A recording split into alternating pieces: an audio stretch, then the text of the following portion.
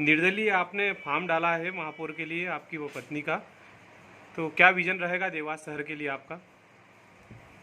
देखिए,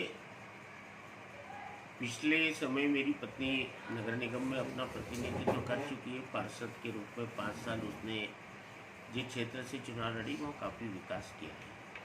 वर्तमान में जो लोग भी राजनीतिक दल से उम्मीदवार हैं, वे उन्हें नगर निगम की कार्यपद्धति का एक तो अनुभव नहीं है, और जो अनुभव वाली महिलाएं थी उनको दोनों ही दल की ओर से दरकिनार कर दिया गया है।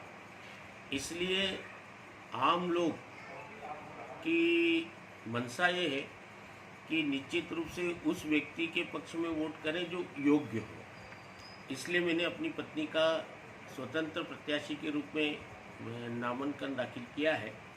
अगर मेरी पत्नी को देवास शहर के प्रबुद्धजन अपना आशीर्वाद प्रदान करते हैं तो मैं निश्चित रूप से देवास में एक बहुत बड़ी ज्वलंत समस्या रही है, और वो समस्या है पैकी प्लाट की।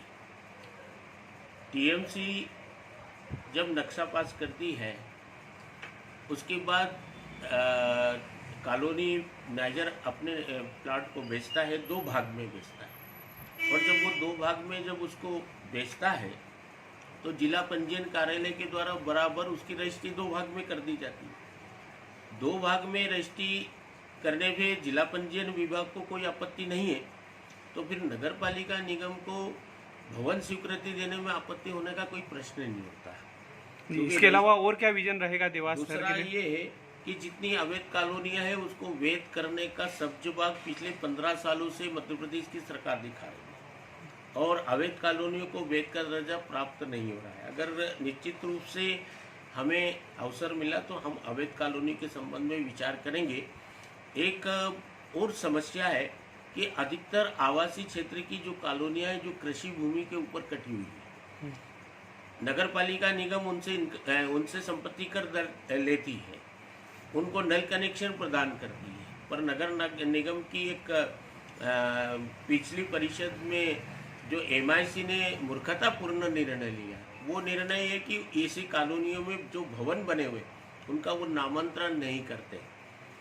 अब अगर आप से मैं पूछना चाहूँगा कि जब संपत्ति कर रहे थे तो ऑलरेडी रिकॉर्ड में वो मकान दर्ज हो गया, फिर नामांतरण में क्या आपत्ति होना चाहिए? इसलिए मेरा सर्वप्रथम ये रहेगा कि ऐसी जितनी भी कृषि भूमियों के ऊपर भवन निर्मित हैं उनका एक तो नामांतरण दर्ज कराना। तीसरा विषय ये आता है कि देवास शहर में एक बहुत बड़ी ज्वलंत समस्या जिसकी तरफ किसी भी जनप्रतिनिधि का ध्यान नहीं। स्टेट जमाने से लेकर के जितने भी पुराने भवन आज देवास शहर में निर्मित हैं, उन भवनों के जो भवन स्वीकृति हेतु नक्शे प्रस्तुत किए जाते हैं तो उनसे नजीर की एनओसी मांगी जाती है। आप मुझे बताइए, निचले विभाग की ये स्थिति है कि निचले विभाग में कई मोहल्ले दर्ज ही नहीं है।